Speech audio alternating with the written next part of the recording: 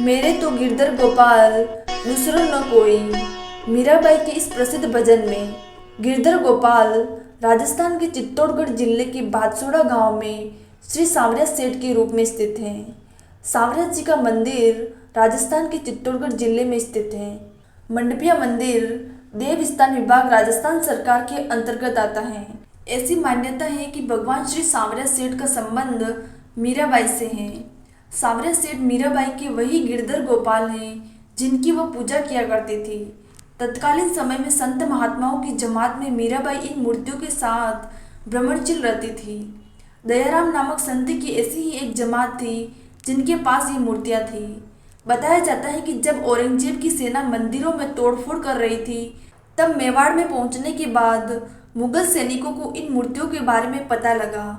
मुगलों के हाथ लगने से पहले ही संत दयाराम ने प्रभु प्रेरणा से इन मूर्तियों को बागुड़ बादसोड़ा की छापर में एक वटवृक्ष के नीचे गड्ढा खोदकर पधरा दिया। कालांतर में सन 1840 में मंडपिया गांव निवासी बोलाराम गुज्जर नामक ग्वाले को सपना आया कि बादसोड़ा बागुड़ गांव की सीमा के छापर में भगवान की 4 मूर्तियां जमीन में दबी हुई हैं। जब उस जगह पर खुदाई की गई तो सपना सही निकला और वहां से एक जैसी 4 मूर्तियां प्रकट हुई। सभी मूर्तियां बहुत ही मनोहारी थी। 4 में से सबसे बड़ी मूर्ति को बादसोड़ा गांव में ले गए और बादसोड़ा में पुराजी भगत के निर्देशन में बिंडर ठिकाने की ओर से सांवरिया जी का मंदिर बनवाया गया।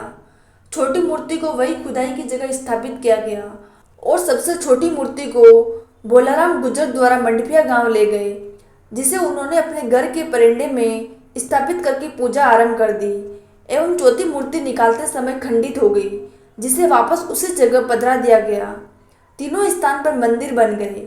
ये तीनों मंदिर 5 किलोमीटर की दूरी के भीतर एक दूसरे के करीब स्थित हैं। सांवरिया जी के 3 मंदिर प्रसिद्ध हुए और तब से बड़ी संख्या में भक्त उनके दर्शन करने आते हैं। इन 3 मंदिरों में मंडपिया मंदिर को सांवरिया जी के धाम के रूप में जाना जाता है।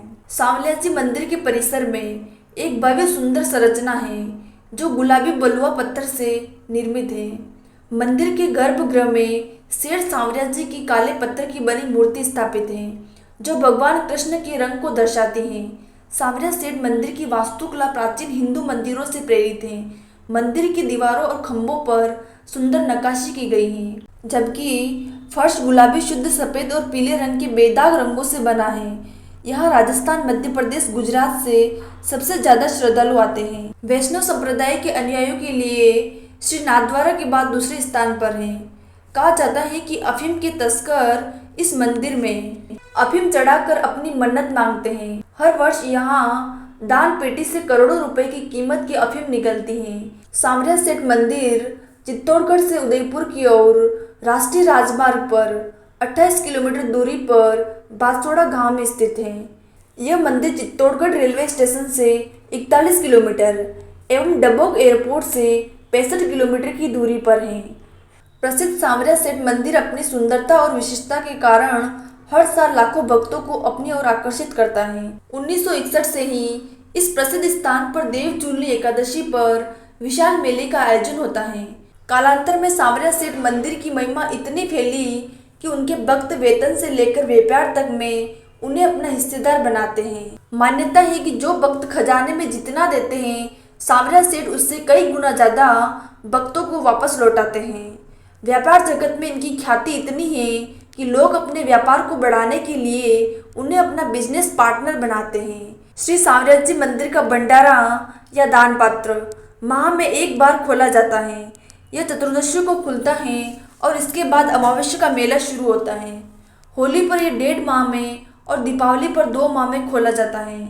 सांवरिया सेठ मंदिर में कई NRI भक्त भी आते हैं। ये विदेशों से अर्जित आय में से सांवरिया सेठ का हिस्सा चढ़ाते हैं। इसीलिए भंडारे से डॉलर, अमेरिका डॉलर, पाउंड, दिनार, रियोल आदि के साथ कई देशों की मुद्रा निकलती है। अक्षरधाम की तरह यहाँ पर भी मंदिर के बीच खाली मैदान में संगीतमय फव्वारा लगाया जाएगा।